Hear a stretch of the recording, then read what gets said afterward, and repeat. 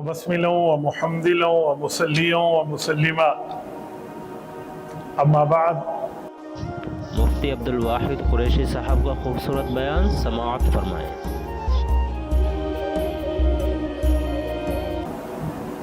मेरे मुअज़्ज़ज़ दोस्तों, आज 6 ज़ुल्क़ाद सन 1447 हिजरी बमुताबिक 24 अप्रैल 2026 जुमअतुल मुबारक का अजीम दिन है। ज़ुल्क़ाद का महीना है और इसका पहला जुमा है। मैं उसी हवाले से 2-3 मारूज़ात आपकी खिदमत में रखना चाह रहा हूँ। सबसे पहली और बुनियादी बात कि ज़ुल्क़ादा का जो महीना है ये इस्लामी एतबार से 11वें नंबर का है। जैसे हम नवंबर के बाद दिसंबर समझते हैं तो ये ज़ुल्क़ाद के बाद ज़ुल्हिज है, मुहर्रम में नया इस्लामी साल है, तो ये 11वें नंबर का महीना है। इस्लामी महीनों का जो नाम है उनमें ज़ुल्क़ादा नाम का मतलब बनता है बैठने वाला महीना। तो क्या इस महीने में खड़ा होना जायज़ नहीं है? तो खड़ा होना तो जायज़ है, तो फिर इसको बैठने वाला महीना क्यों कहते हैं? तो इसका जवाब है कि इस्लाम में और इस्लाम के नाज़िल होने से पहले शरीयतों में 4 महीने ऐसे थे जिसमें इब्तदाई तौर पर जंग करना मना था। एक महीना ज़ुल्क़ाद यही पहला था, दूसरा ज़ुल्हिज था, तीसरा मुहर्रम था और फिर चौथा महीना जो था वो रजब का था। तो इसीलिए इसको ज़ुल्क़ादा कहते थे कि बैठने वाला महीना, यानी इब्तिदान इसमें जंग नहीं करनी, ये मना था, इसीलिए इसको ज़ुल्क़ाद कहते हैं। हमारे यहाँ आज ये हाल है कि हमें शमसी लिहाज से महीने तो याद होते हैं जनवरी से लेकर दिसंबर तक, लेकिन इस्लामी लिहाज से महीना बताना पड़ता है, पूछना पड़ता है। खुसूसन हमारे यहाँ कॉलेज यूनिवर्सिटी के जो हमारे साथी हैं ना, यहाँ पर इन्हें बता दिया जाए ना कि रबी उस्तानी चल रहा है तो उनके लिए मुश्किल पड़ जाती है कि रबी उस्तानी कहते कैसे हैं? जून में आता है? अच्छा मई में आता है? नहीं वो सितंबर में आता है। यानी उन्हें ये भी नहीं पता कि ये किसी महीने के अंदर आता है, ये वैसी तरतीब पे आ रहा होता है। तो ये याद रखना बड़ा ज़रूरी है। नबी पाक सल्लल्लाहु अलैहि वसल्लम जब दुनिया से रुखसत हुए तो हज़रत उमर रज़ी अल्लाह अन्हु का जब दौर था ना, तो उन्होंने इस्लामी महीनों की इब्तिदा जो की है वो हिजरी से की है कि नबी अलैहिस्सलाम की हिजरत किस साल हुई है।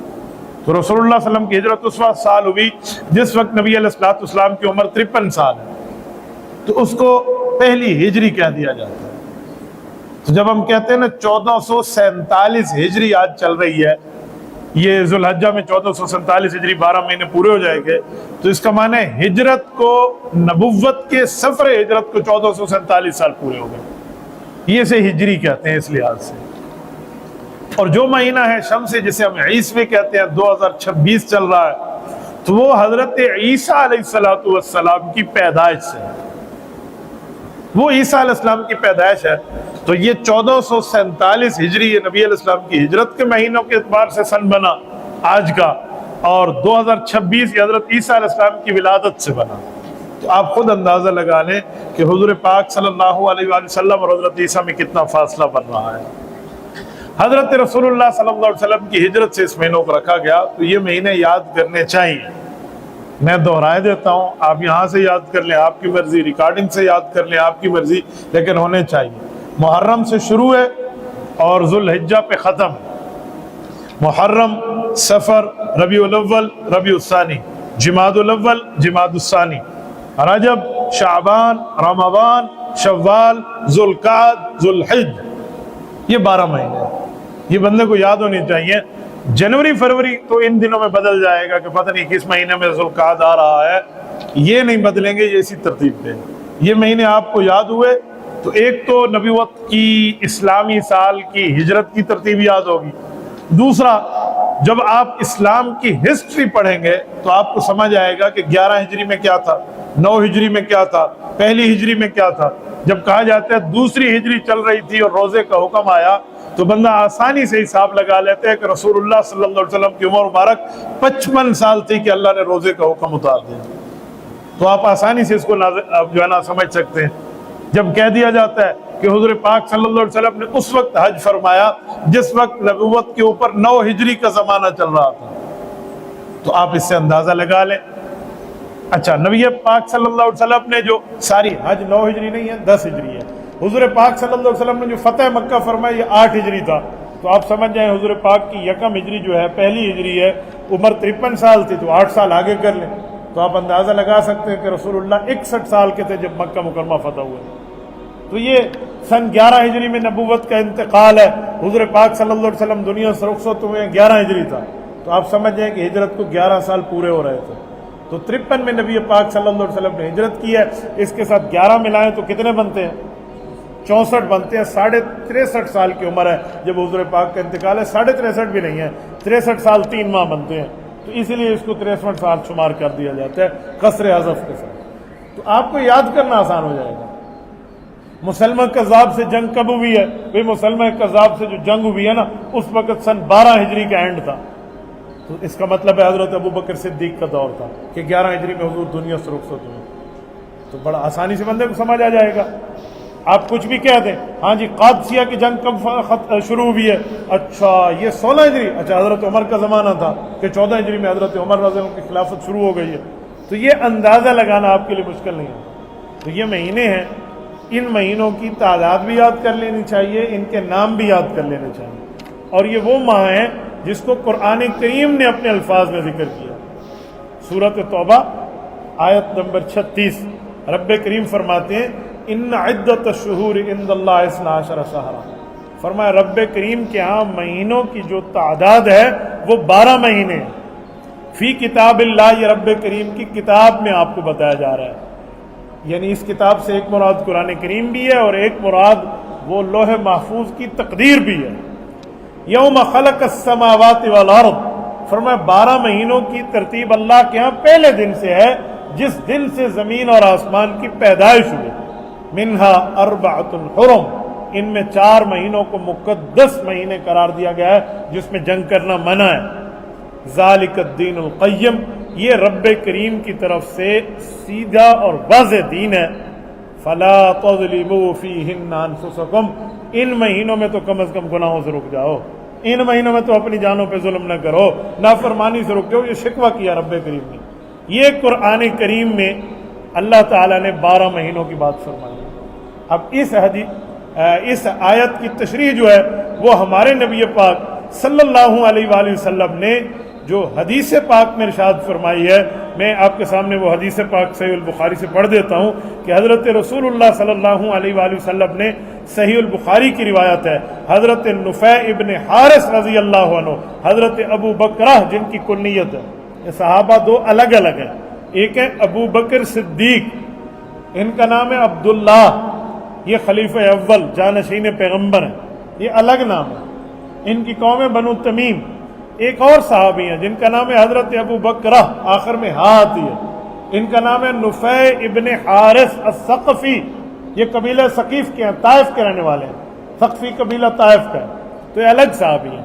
حضرت ابو بکرہ نفیع ابن حارث رضی اللہ عنہ حضرت ابو بکر صدیق رضی اللہ عنہ کے کئی سال بعد ایمان لائے، کم از کم ان کے ایمان لانے کا جو ہے نا وہ نبوت کا 13واں سال اور 8 سال آگے شامل کر لیں، کوئی 19-20 سال کے بعد جا کر ایمان لائے ہیں حضرت نفیع ابن حارث، حضرت ابو بکرہ۔ حضرت ابو بکر صدیق تو اس دھرتی میں رسول اللہ صلی اللہ علیہ وسلم پر سب سے پہلے ایمان لائے ہیں۔ تو یہ فرق ہے، اسی لیے میں نے نام کا فرق بتایا ہے کہ کئی بعض اوقات نام مل جاتا ہے تو لوگ کہتے ہیں کیا ہے۔ میں حضرت ابو بکرہ کے لیے 2 واقعات بھی آپ کی خدمت میں عرض کر دوں۔ حضرت صدیق اکبر کے لیے تو حدیث کی کتابیں بھری ہوئی ہیں، یہ وہ صحابی ہیں جب ایمان لائے تھے رسول اللہ کی خدمت کے لیے اپنے آپ کو وقف کیا تھا۔ حضور پاک صلی اللہ علیہ وسلم نے جب حج فرمایا تھا تو عرفات کے میدان میں حضور علیہ السلام جس اونٹنی پر سوار تھے اور حضور خطبہ ارشاد فرما رہے تھے، اس اونٹنی کا نام تھا قصوا۔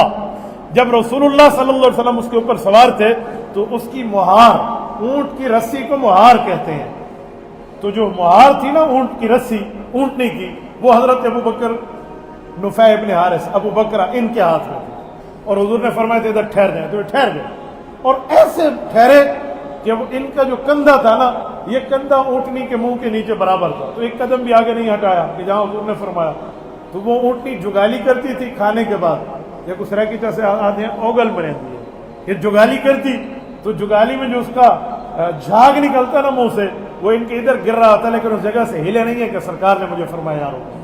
ये नुफै इब्न हारिस हज़रत अबू बकर रज़ियल्लाहु अन्हु। और इनके बारे में एक और हदीस पाक हुई है, रसूलुल्लाह सल्लल्लाहु अलैहि वसल्लम ने जो हज़रत अली और हज़रत मुआविया रज़ियल्लाहु अन्हुमा में जो लड़ाई के बाद सुलह की पेशन गोई फरमाई थी कि इमाम हसन सुलह फरमाएंगे, ये रिवायत भी सहीह बुखारी में है। ये हज़रत अबू बकरा उसके रावी हैं। इमाम हसन रज़ियल्लाहु अन्हु के लिए कहते हैं कि मैंने देखा हज़रत हसन रसूलुल्लाह सल्लल्लाहु अलैहि वसल्लम की गोद में थे। हुज़ूर पाक अलैहिस्सलाम एक मरतबा हज़रत हसन को देखते और एक मरतबा लोगों को देखते, और हुज़ूर पाक अलैहिस्सलाम इरशाद फरमाते, इन्न बनी हाज़ा सय्यद, फरमाया मेरा ये हसन बेटा सरदार है। फलअल्लाह अन युस्लिह बिही बैन फ़िअतैन अज़ीमतैन मिनल मुस्लिमीन, फरमाया एक वक्त आएगा कि अगर खून की नदियां भी बह गई ना, तो दो मुसलमान गिरोहों में सुलह और अमन का पैगाम लेकर ये शख्स सुलह कराएगा। और जब हज़रत हसन की सुलह के लिए हज़रत हसन से बात हुई थी ना, और हज़रत मुआविया को पता चला, तो उनने सफ़ेद कागज़ भिजवाया था कि भतीजे इस पर जो शर्तें लिखनी हैं आप लिख लें, हमारी तरफ से आप कल आते तो कल सुलह थी, आज आए तो आज। ये सुलह हसन है। पर अफसोस ये है, लोग लड़ाई को याद करते हैं, सुलह को याद नहीं करते। जिस लड़ाई के बाद सुलह हो जाए तो उसको लड़ाई को तो याद नहीं करना चाहिए। हज़रत मूसा अलैहिस्सलाम और हज़रत हारून दो पैगम्बर हैं, इनमें एक मसले पर थोड़ा सा इख्तलाफ हुआ। इतना इख्तलाफ है कि कुरान करीम की आयत पढ़ने लगा हूँ। मैं आयत इसीलिए कह रहा हूँ कि आप कोई तारीख की बात न समझना। हज़रत हारून को कहना पड़ा, यब्ना उम्मा ला तअखुज़ बिलिह्यती वला बिरासी, मेरे भाई हम एक भाई से पैदा हुए हैं, एक माँ से पैदा हुए हैं, मेरी दाढ़ी और मेरे सर के बालों को न पकड़े, इसमें मेरी गलती नहीं है। मामला था। फिर उसके बाद दोनों भाई एक हो गए हैं।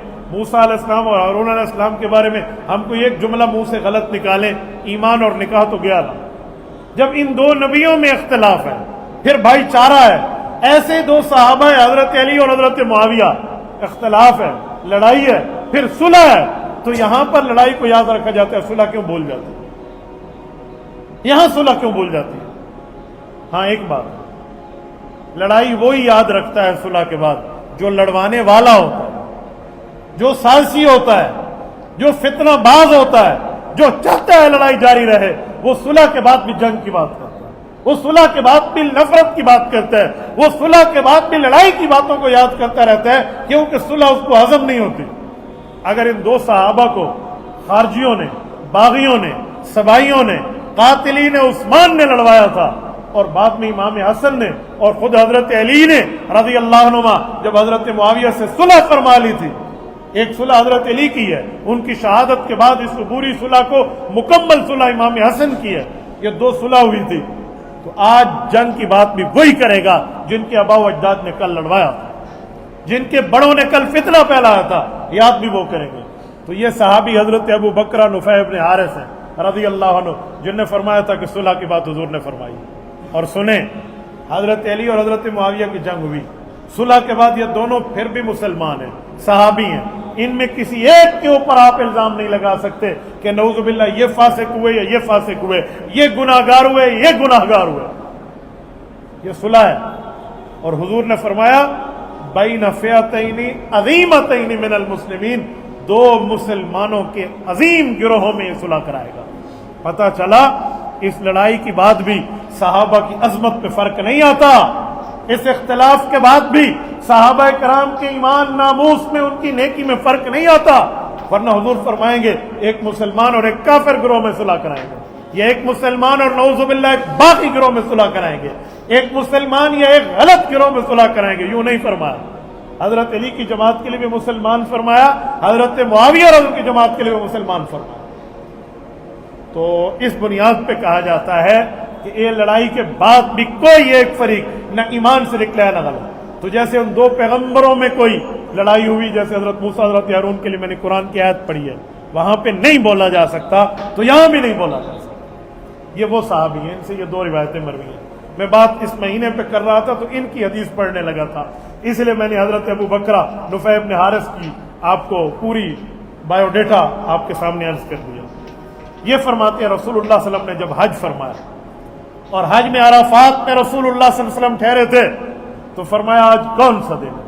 फरमाया 9 ज़ुल हज, 9 तारीख مہینہ ذوالحج کا، فرمایا جگہ عرفات اور حرم کعبہ مکہ مکرمہ، فرمایا ٹھیک ہو گیا۔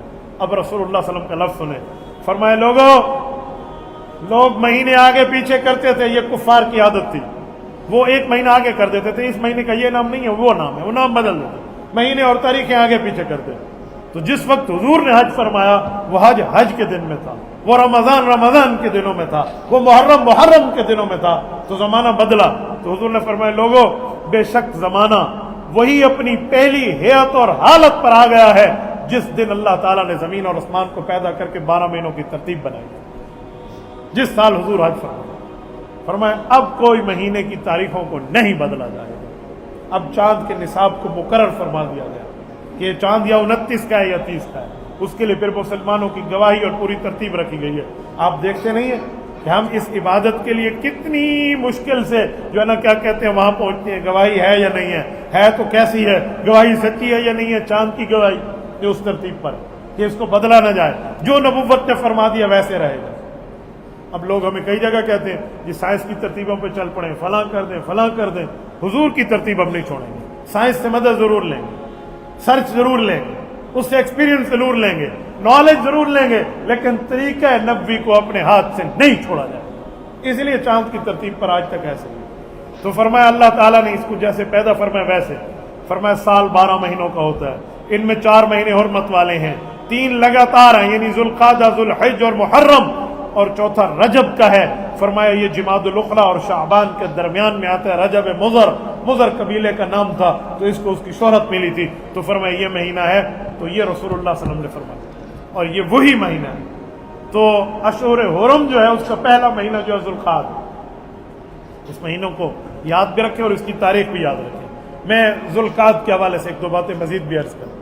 ہمارے نبی پاک صلی اللہ علیہ وسلم کے پاس یہ بات لائی گئی کہ جو کفار ہیں یا جو غیر مسلم ہیں، اس زمانے میں عمرہ وہ بھی کرتے تھے، کعبے میں آتے اپنے بتوں کی ترتیب کے معاملات پر سر جھکاتے، لیکن آتے تھے۔ تو فرمایا یہ لوگ ذوالقعدہ کے مہینے میں جو اب مہینہ چل رہا ہے جس کی آج 6 تاریخ ہے، اس مہینے میں عمرہ کرنا حرام سمجھتے ہیں، گناہ سمجھتے ہیں۔ تو حضور پاک صلی اللہ علیہ وسلم نے سارے عمرے جو کیے نا، حضور کے 4 عمرے، ایک حج کے ساتھ ہے اور 3 الگ ہیں، جو تینوں کے تینوں عمرے حضور پاک نے ذوالقعدہ میں کی۔ صرف یہ بات بتانے اور سمجھانے کے لیے کہ جی اس مہینے میں عمرہ منع نہیں ہے، کسی مہینے میں عمرہ منع نہیں ہے، لیکن اس مہینے میں وہ منع سمجھتے تھے تو حضور پاک علیہ السلام نے کیا۔ ایک وجہ اور بھی تھی، مکہ کے قریش سمجھتے تھے ہم بڑی قوم ہے، قوم قریش ہے، لہذا ہم اس مہینے میں عمرہ نہیں کریں گے۔ تو رسول اللہ نے اس ماہ میں عمرہ کر کے بتایا کہ جو مجھ سے بڑا قریشی کون ہوگا۔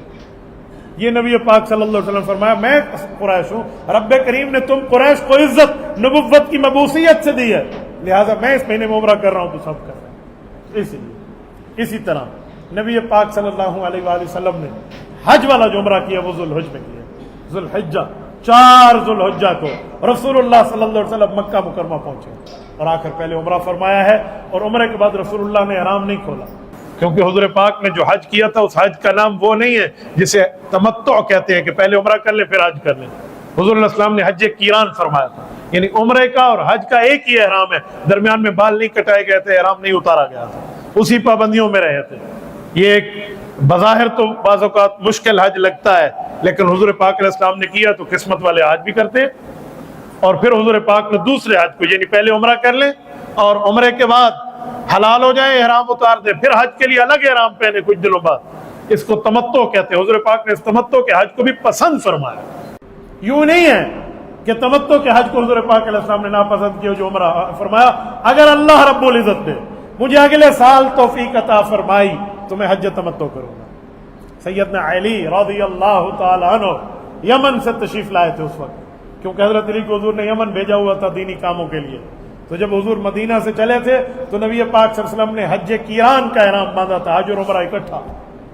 حضرت علی یمن سے چلے تھے تو انہوں نے جوحفہ سے احرام باندھا تھا، اور مکہ مکرمہ میں اکٹھے ہوئے تو باقیوں نے تو احرام کھول لیا۔ حضرت اماں فاطمہ نے بھی تو تمتع کا احرام باندھا تھا، حضرت فاطمہ رضی اللہ عنہ نے بھی احرام کھول لیا، تو حضرت علی نے عمرے کے بعد احرام نہیں کھولا اور کہا تم کیسی کھول رہی ہو؟ تو کہا جی ہمیں تو حضور نے اجازت دی ہے۔ تو حضرت علی المرتضی اس پہ حیران ہوئے اور براہ راست حضور کی خدمت میں کہ یا رسول اللہ ان نے عمرے کا احرام باندھا تھا پھر حج سے پہلے کھول دیا۔ फरमाया जी हमने तमत्तो किया है और ये तरीका भी ठीक है। कहा फिर मेरे लिए क्या हुक्म है? तो हुज़ूर पाक ने पूछा अली फिर आपने ihram के वक्त नियत क्या की थी? जी मैंने तो यही नियत की थी कि जो अल्लाह के रसूल ने नियत की वही मेरी नियत है। फरमाया अब तुम ihram नहीं खोल पाओगे, तुम हज के बाद ihram खोलोगे। जैसे मेरा हज किरान है वैसे आपका भी हज किरान है। तो ये हज की किस्म, हज किरान और हज तमत्तो आप और हम कर सकते हैं जो मीकात से बाहर है। तीसरा हज है हज इफराद, ये सिर्फ हज किया जाता है, ये मक्का सिटी के लोगों के लिए, क्योंकि वो मीकात के अंदर ही रहते हैं। फिलहाल आपको न मीकात समझ आएगा, न तमत्तो और न इफराद और न कीरान, अभी आपका सफर नहीं हुआ। मैं इस जुमा के मुक़द्दस इज्तिमा में दुआ गो हूँ आप सबके लिए, आपकी फैमिलीज के। अल्लाह रब्बुल इज़्ज़त आप सबको और हम सबको अपनी फैमिली के साथ मकबूल और मबरूर हज और उम्रे की तौफीक अता फरमाए। इसके लिए जितनी रुकावटें अल्लाह ताला रुकावटों को दूर फरमाए। आप जिस दिन हज के लिए ihram बांधेंगे ना, उस दिन आप अपने दिल से पूछना कि क्या है आपका। ये ऐसी कैफियत हैं, ये ऐसी चीजें हैं जिसके लिए अल्फाज नहीं है, ये जायका है, इसको चखा जाता है। ये चखने से ताल्लुक रखता है, बताने से ताल्लुक नहीं रखता। मैं आपके सामने आम भी रख लूं और चीनी भी रख लूं और मैं कहूं इन दोनों के मिठास का डिफरेंट और फर्क मुझे बताओ, क्या डिफरेंस है? आप अल्फाज में बयान नहीं करते। इसके लिए दोनों को खाना और चखना जरूरी होगा। एक शख्स ने उम्रा न किया हो या उम्रा किया और हज न किया हो, वो फर्क नहीं बता सकता जब तक वो कर रहा है। हाँ, जिस दिन अल्लाह रब्बुल इज़्ज़त तौफीक अता फरमाए फिर आप मुझे बताना कि हज कहते किसे। पैदल हज है, हरम काबा से अरफात, अरफात से दोबारा हरम काबा, ये पैदल हज है। हर एक कदम पे, मैंने पिछले जो मैं अर्ज किया था, याद है कितनी ने की है? बोलिए बोलिए, 7 करोड़ एक कदम पे। कितनी बड़ी बात होगी। इंसान के गुनाह दो किस्म के होते हैं, कुछ गुनाह वो है माफी मांगे तो माफी मिल जाती है, और कुछ गुनाह मोहलिक होते हैं, रब चाहे माफी दे दे लेकिन बाज़ औक़ात उसका असर इंसान की दुनिया में नजर आता है कि इंसान तबाह और बर्बाद हो जाता है। मोहलिक गुनाह होते हैं, उनमें माँ बाप की नाफरमानी भी है, जिना भी है, शराब भी है, ऐसे बड़े बड़े गुनाह जिनको मोहलिक कहा गया है, हलाक करने वाले गुनाह। जब शैतान को कंकर मारा जाता है, एक कंकरी पे एक मोहलिक गुनाह बंदे का खत्म होता है। और इतनी जबरदस्त वहां दुआएं कबूल होती हैं, जिस कंकरी के बाद दोबारा रमी हो ना, उस रमी के बाद दुआ की जाती है और वो दुआ रद्द नहीं होती। आप समझिएगा बस 7 वट्टे से चाह के में मारना है, नहीं, ऐसा नहीं है, ऐसे नहीं है। जब तक मैंने भी हज नहीं किया था ना, हमें भी ऐसा लगता था 7 कंकरियां यूं फेंक देंगे, हो खत्म। जिस दिन पहली कंकरी उठाई ना ihram में, यूं कंकरी फेंकने के लिए, फिर दिल पे जो कैफियत आई और जान पे जो रोंगटों के बाल खड़े हुए और फिर अल्लाह रब्बुल इज़्ज़त और फरिश्तों की माहियत और नुसरत महसूस हुई ना, वो लफ्जों में बयान नहीं हो सकती। मैंने हुज्जाज को देखा है, वहां पर उनकी दाढ़ी से आंसू गिर रहे होते। ये इब्राहीम अलैहिस्सलाम की सुन्नत की अदायगी है, जिसको हुज़ूर पाक सल्लल्लाहु अलैहि वसल्लम ने अदा किया। बहुत बड़ी बात है। एक कंकरी पर पहले दिन 7 कंकरियां, दूसरे दिन 21 है, तीसरे दिन 21 है, चौथे दिन की रमी मसनून है अगर कोई करना चाहे तो, वरना इजाजत न करे तब भी 21 है। 100 के लगभग ये कंकरियां बनती हैं एक हज में। आप मुझे बताएं, एक फेंकने पे एक मोहलिक गुनाह गया। आम गुनाह तो वैसे ही गए, जो मोहलिक गुनाह तो जो हलाक करके बंदे को रख दे, वो एक कंकरी पे चला जाए। सौदा सस्ता है या महंगा? कब्र बड़ी मुश्किल है, आखिरत बहुत मुश्किल है।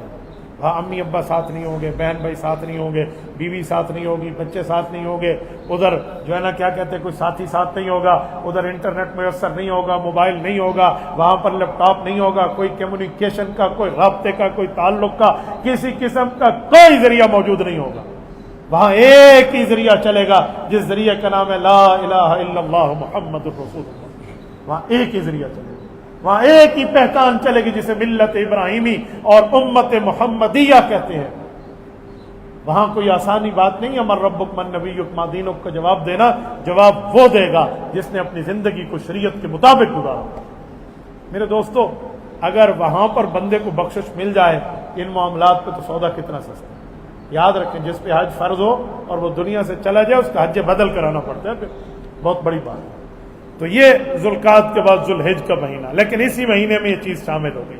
हुज़ूर पाक सल्लल्लाहु अलैहि वसल्लम ने फिर 4 उम्रे फरमाए, चौथा उम्रा जो है ना वो हज के साथ है। इसी जुल्कादा के महीने में अल्लाह ताला ने हजरत मूसा को बुलाया था। हजरत मूसा अलैहिस्सलाम को कोह तूर पर اور فرمایا تھا آپ نے 30 دن کا اعتکاف کرنا ہے.